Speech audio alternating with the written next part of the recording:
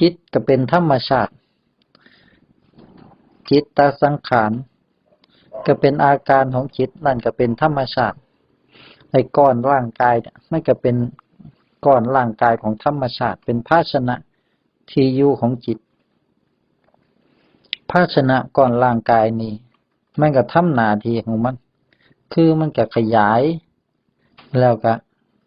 ผุพังแล้วก็เหี่ยวเฉาแล้วก็แตกสลายตายไปก่อนตายไปก็เจ็บไข้ได้ป่วยแล้วก็แตกสลายตายไปนั่นเองนี่คืออาการของธรรมชาติของภาชนะที่เฮาได้มาอยู่นี่มันบ่แม่นภาชนะของเฮาเด้ให้ก้อนร่างกายนี่มันเป็นภาชนะของธรรมชาติเป็นของธรรมชาติต้องคืนให้กับธรรมชาติเฮาแค่มาอาศัยอยู่อาศัยเพื่อจะได้เรียนรู้ความจริงเรียนรู้ธรรมชาติเพื่อจะได้ปล่อยได้วางได้เห็นว่าธรรมชาติเหล่านี้บ่แม่นเฮาบ่แม่นของเฮาหรอกบ่มีเฮาหรอกมีแต่อาการของธรรมชาติ